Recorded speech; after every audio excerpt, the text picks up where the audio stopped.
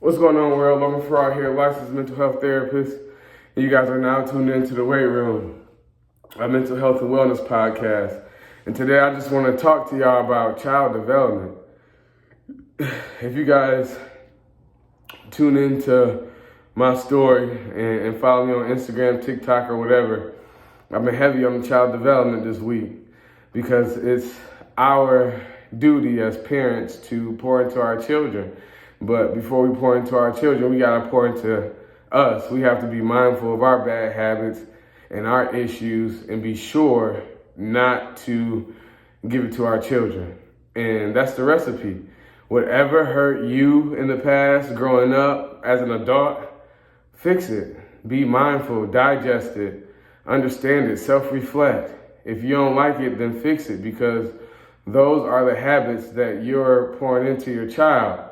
If you don't like the way you look physically, fix it. That's one thing that we can control for the most part. Obviously, I know it's genetics and people have deficiencies, disorders to, hold them back from weight loss and getting their body the way they want, the way they want it. But 9 times out of 10, people can fix the way they look. And if it brought you stress and depression and anxiety all your life, then why give that to your children? You know what you ate to look that way. Thoughts, those are things that we can control for the most part. If the way that you think is hurting your growth and how you live, your vibration, your frequency is the way that we look at this world of ours. Vibration is just how you feel. If you don't like that, change it. I just got a good workout in, so I'm sweating, nose running, poured into myself this morning. So excuse me with the snotty nose and everything. But if you know that these things hurt you, fix it, because at the end of the day, your child is watching. You may be like, man, these kids don't even listen. I tell these kids to do one thing, but they do the other.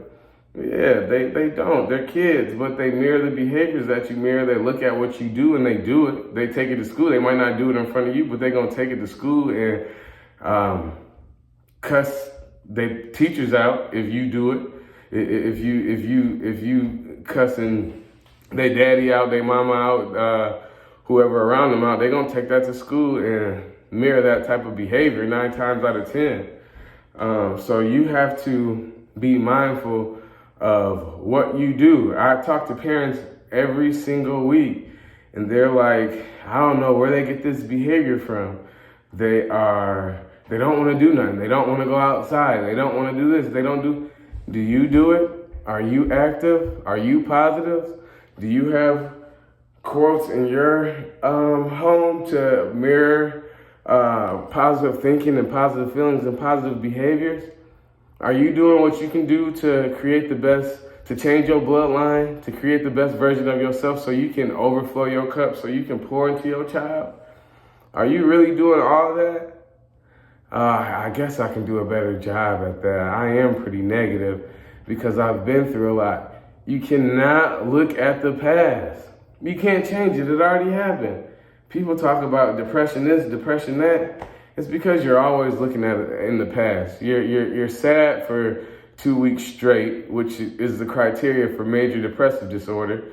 You're sad, you're tired, you lay in bed, and then you expect your child to have the energy to go to school and do what they need to do to become the best version of themselves. That's not it, You give energy towards other things and not your child. Nothing really deserves your energy in this world besides obviously work, taking care of your children, and one-on-one interactions with your children. Drinking, partying, hanging out with friends, your extracurricular activities besides exercising and pouring into yourself, those things don't really deserve energy. What really deserves energy is the makeup of your children, especially in today's world. Like today's world, you can take social media away from your child. You can limit what they look at. You know, I know a lot of parents got the tools on the phone to block everything. That don't matter because they homies family dynamic is different than your family dynamic. So, they homie can be on TikTok looking at TikTok challenges and things like that, and they can bring it to your child, and your child is going to be like, ooh, that's cool, and they're going to start dealing with it. This peer pressure is normal during the teenage years and the young adult years. That stuff's normal. So what you got to do is just build your child up. You got to build your child up so they can have high self-esteem, high self-confidence, and be able to say, nah, that's not cool. Why are you doing that? That is not right. Why are you doing that? That's from you pouring into your child, you praising your child, you increasing that self-love into your child, self-esteem, high impact. Like, you guys can't just expect them to learn something and you not mirroring it. It's people out there that tell their kids, work out, go outside, do something. Do you do it? Do you do what you tell your children to do? Hypocrite? No, you just can't do that. You can't, So work on yourself. Stop worrying about a man. Stop worrying about a woman.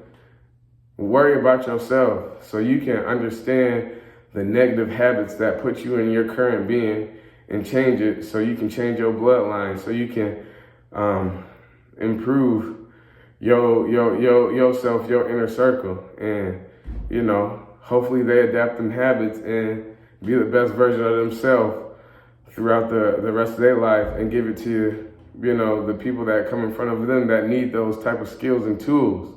But as a parent, it all starts with you. So work on yourself, pour into yourself. That's the name of the game. That's the recipe for self-growth, self-love, optimal well-being. And do what you got to do. Until next time, y'all.